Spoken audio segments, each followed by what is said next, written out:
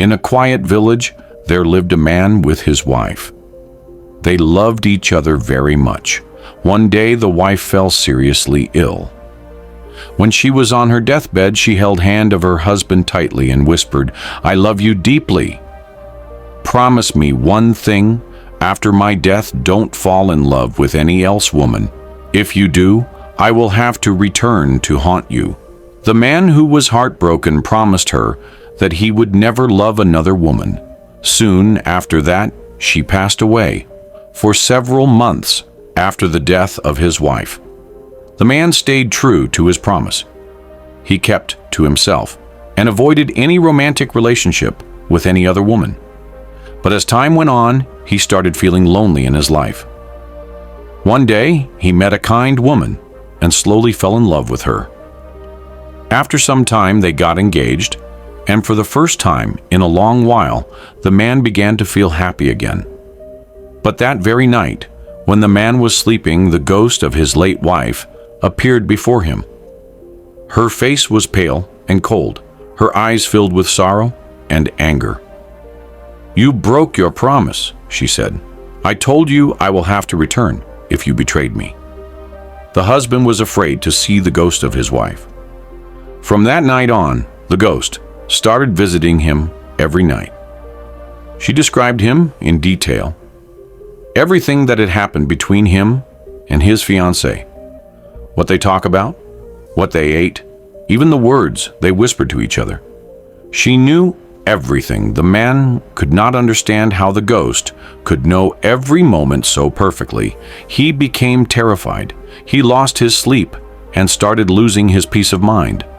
Desperate for a solution, one day, the man visited a Zen master living nearby and told him the entire story.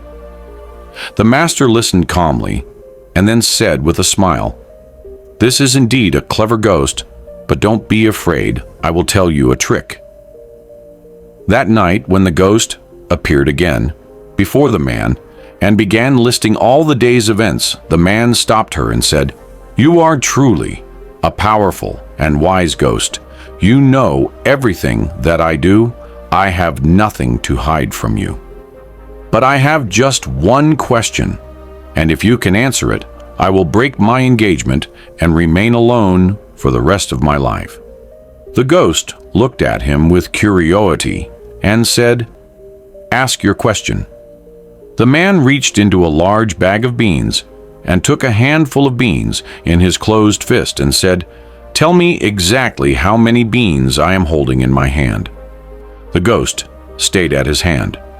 Her expression changed. She looked confused. She said nothing. And then, in that very moment, she vanished and never returned. Music again. The story teaches us a powerful lesson about fear, guilt, and the strength of the human mind. The ghost was not just a spirit from the beyond, but it was a reflection of the man's own guilt, inner conflict, and the emotional burden of an unfulfilled promise. In our real life, too many of our biggest fears are not caused by outside forces, but by our thoughts, regrets, and emotions we carry within us. These inner ghosts grow stronger the more we wait or overthink them. The Zen master did not suggest fighting the ghost with force. Instead, he helped the man understand a simple but powerful truth. The ghost only knew what the man himself knew. So when the man picked up a handful of beans, something even he did not know, the exact number of, the ghost could not answer either. That's because the ghost was just a reflection of his own mind. It was not real. It only repeated what was already in his thoughts. When the man faced it with clarity and calm thinking, the illusion collapsed and the fear disappeared.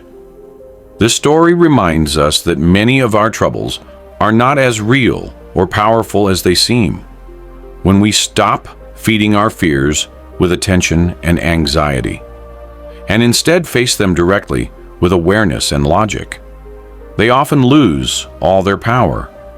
In that, it is not about fighting what scares us. It is about understanding it. And in that understanding, we find freedom.